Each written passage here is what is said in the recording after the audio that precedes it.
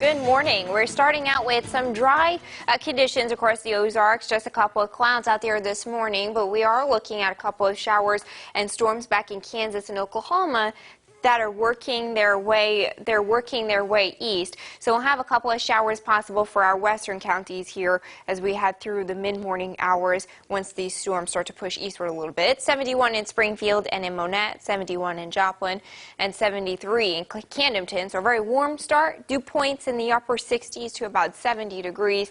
So again, a very humid start out there as well. Things still feeling soupy out there this morning. At the pool, we'll have a couple of storms possible. Temperatures in the upper 80s with a very high UV index of about 10. The Cardinals play a game at Hammons Field tonight at 6:30. A spotty storm possible for the first pitch, but then once the sun sets, we're looking at clouds and then temperatures in the 80s. Hour by hour, temperatures in the upper 80s as we head through the afternoon with a couple of storms possible. They collapse by sunset and temperatures drop to about 70. And then by tomorrow, we're looking at a couple of storms possible again with that temperature up around 90 degrees. So for that holiday weekend, we keep spotty shower and storm chances as we head through Thursday, Friday, Saturday. Temperatures up around 90, feeling like the middle 90s at times. We'll have those storms fire up on the 4th, again late in the afternoon, but I think the evening fireworks look okay. We'll just have a couple of clouds with temperatures still warm in the 80s. Joe, Lauren? Let's bring crime into focus for you. Springfield police continue to look for a man and woman who stole a truck last night. One man is already in custody. There was a large police presence in downtown Springfield after police say a truck was stolen at a downtown parking garage around 7:30 last night. After a short pursuit, the driver hit a patrol car at Madison and South Streets. No reports of injuries. The suspects then drove the wrong way on Campbell and stopped near Madison. All three ran away on foot. Nobody was in jeopardy. There was no injuries to any officers or any citizens at all.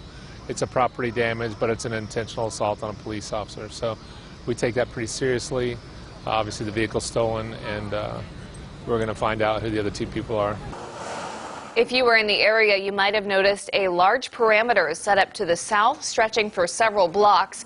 K-9 units were brought in to help search for the two remaining suspects. A Camden County woman who spent time in jail for the death of her 2-year-old son will be sentenced today after being found guilty of violating her probation. 36-year-old Blair Doherty admitted to the violations as she was in her second year of a 5-year sentence. In 2014, she was driving a truck with 6 people, including 4 kids under the age of 8, none of which were wearing seatbelts. The truck crashed and killed Doherty's son. And a lawsuit over enforcing ticket quotas filed by Missouri Attorney General Eric Schmidt against the city of Diamond has been settled. As part of the settlement, the city acknowledged it did engage in enforcing ticket quotas. City leaders like the mayor, board of aldermen, and police chief will have to undergo mandatory training to stop the practice. That training for officials must be completed by August 12th. Some more local news for you. A man from Carl Junction has died from an apparent drowning. 53-year-old Jason Baker was found in the water about a mile west of the 43 boat access on Center Creek yesterday evening. Authorities say foul play is not suspected and an investigation has been launched. A woman from Thayer has died from injuries suffered Monday when her vehicle was hit by a train. The Missouri State Highway Patrol says 25-year-old Julianne Whitaker's vehicle pulled into the path of an oncoming train around noon Monday. The train hit the passenger side of her car, seriously injuring Whitaker. She was taken to a Springfield hospital but was not able to recover. Moving on now, residents in Cassville who are suffering from flooding will have help today and tomorrow. The Catholic Charities of Southern Missouri will be setting up its mobile response center and mobile laundry unit in town. Storm survivors can bring their dirty clothes to get washed free of charge. The response center and laundry unit will be set up at Ozarks Area Community Action from 9 a.m. to 7 p.m. both of those days. And taking a look at other flooding impacts around the region, the cleanup is far from over after historic flooding in the natural state. In North Little Rock, water is still rising at Burns Park, but crews are working around the clock to get things back to normal for summer. The park is open, but the dog park, soccer fields, and the river trail remain closed. Lots of water remains in the area, as well as debris and sand. The impact this flood's had on our city and our parks is every time we think we have it figured out, it's another $1 million added to it. The dog park will remain closed for now, but will be relocated to another area in the park. The crisis at the U.S.-Mexico border has drawn reaction in northwest Arkansas. More than 50 people were outside Senator Tom Cotton's office yesterday protesting. Many have compared the facilities to concentration camps that once housed Jewish people during the Holocaust. Former professor and activist Gwynn Gertz stood outside Cotton's office with a resounding plea. What we're doing here is exactly the same thing that what Germany was doing in the 1930s and the 1940s.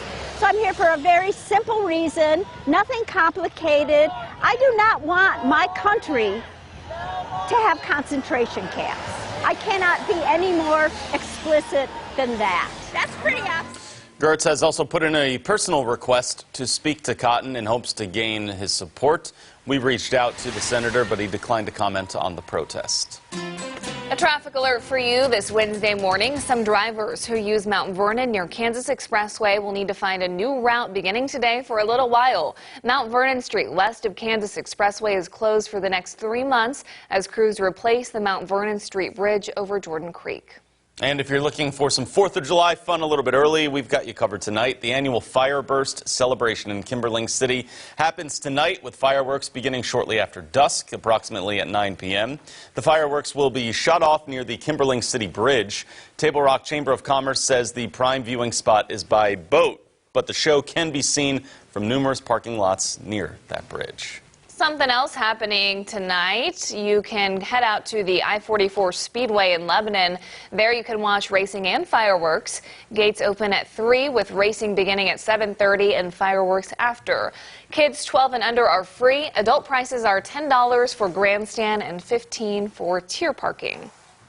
Last week, Color 10 reported on damaged road signs in Greene County and the hundreds of dollars it takes to repair or replace them. Now our Hannah Zettel joins us live with how those signs are made. It might surprise you that it happens right here in Springfield. Right, Hannah? That's right, Lauren and Joe. Now, before moving here, I had no idea where road signs were made. I always thought that maybe MoDOT made them up in Jefferson City or something like that, but no. Just take a look at these shelves and shelves of signs that have been made. And these are just the ones that are already made up and ready to go. That doesn't even count the ones that they make here every day here at the sign shop. Now, there are about 20,000 road signs across Greene County. Highway Department crews divide up sections of the area, checking each sign every 2 weeks. Back at the sign shop, employees crank out 1,500 signs per year right here, each one costing roughly $100. That doesn't even include manpower or new posts. Traffic Control Supervisor Leroy Gott says stolen signs, though, can cost more than money. They don't realize that when they steal those road signs that emergency vehicles can't find those houses. And we get some calls where somebody will have an emergency over the weekend and they're like, well, the sign's been stolen or the sign's gone and they couldn't find our address. So that's a problem.